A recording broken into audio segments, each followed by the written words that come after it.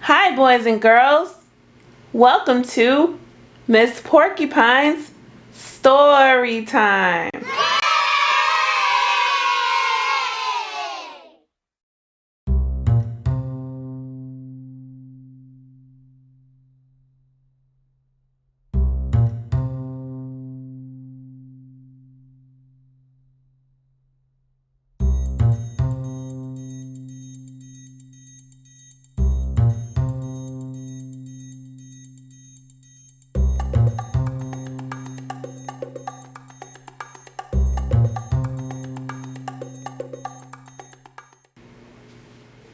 The book that we'll be reading from today is Disney's 5-Minute Classic Stories.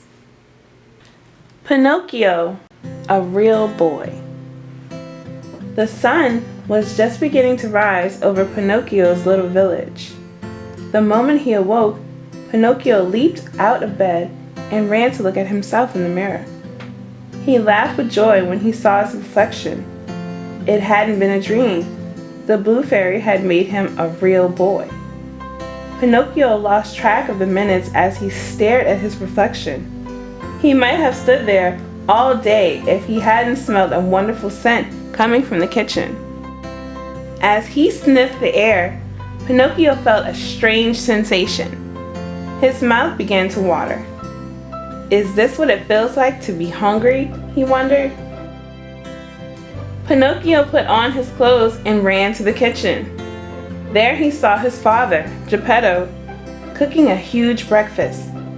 There were eggs and pancakes and bacon and sausage and oatmeal and orange juice and toast and milk and muffins, and Pinocchio stopped trying to name everything on the table.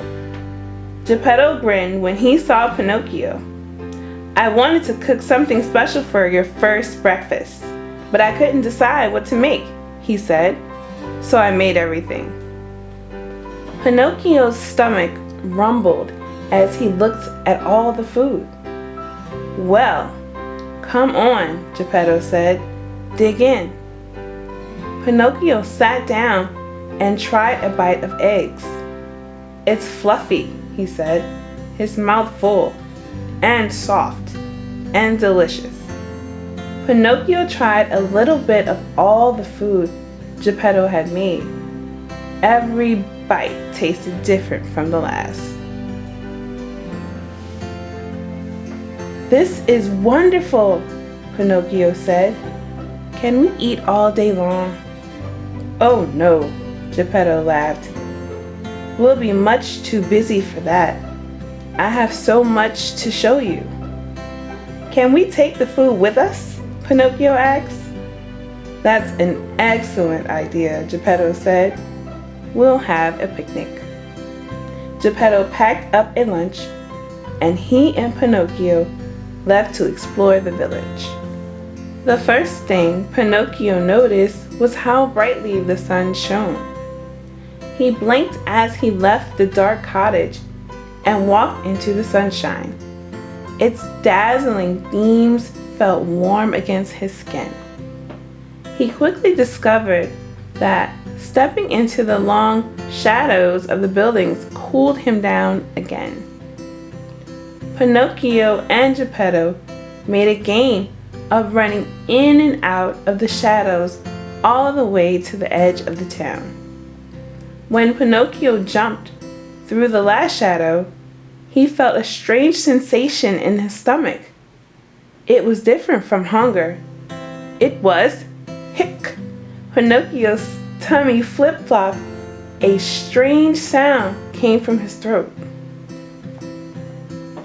What hic is going hic on? Pinocchio asked. He was starting to get scared. Don't worry, Geppetto said. It's just the hiccups. Hiccups? Pinocchio asked. Will they ever stop? Geppetto showed Pinocchio how to hold his breath until the hiccups went away. Pinocchio wasn't sure he liked this new experience.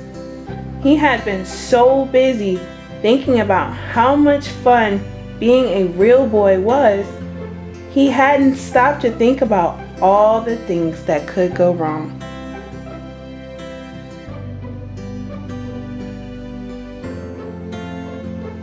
Pinocchio grew silent as he followed Geppetto. His mind was filled with questions, but he wasn't sure how to ask many of them. At first, the sun's warmth had felt nice, but now Pinocchio was hot and sweaty. His feet hurt, his stomach felt as empty as it had that morning before breakfast. Pinocchio finally asked the question he was most concerned about.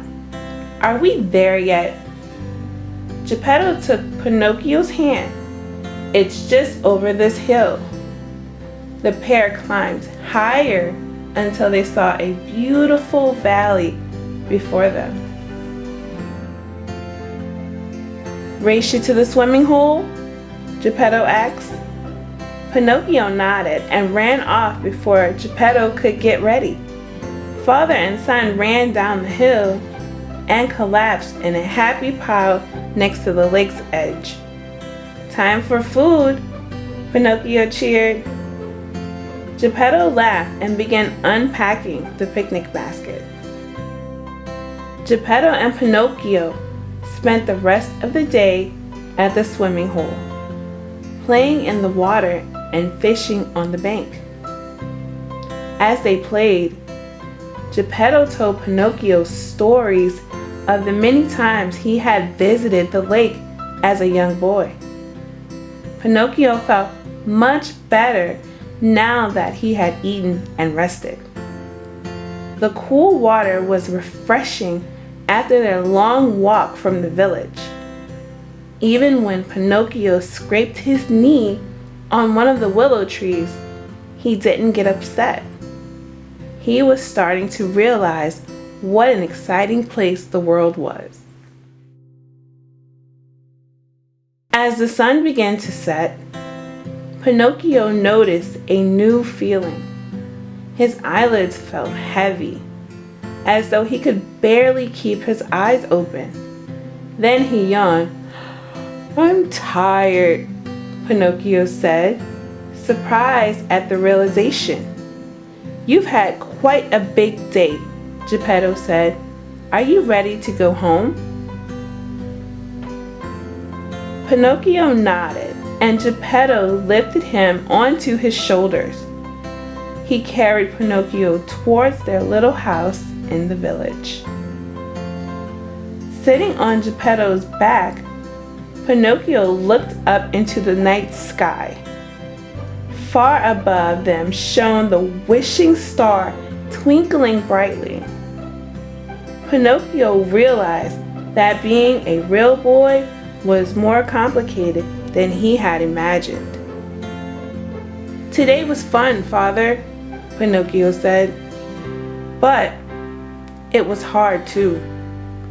Geppetto nodded, thinking about what Pinocchio had said. That's what being alive is. It's sunlight and bacon and hiccups and scraped knees. Some of it will be scary, but I promise I'll be right there with you. Geppetto waited for Pinocchio to answer, but all he heard was the sound of soft snoring. Pinocchio was fast asleep. Geppetto laughed quietly. "Enough speeches. It's time to get to bed." Geppetto carried Pinocchio as gently as he could to bed. He fluffed each pillow and then drew the blankets close under Pinocchio's chin. "Good night, my boy," Geppetto said, leaning to kiss Pinocchio on the forehead. Today was a dream come true, and I cannot wait to share another adventure with you tomorrow. The end.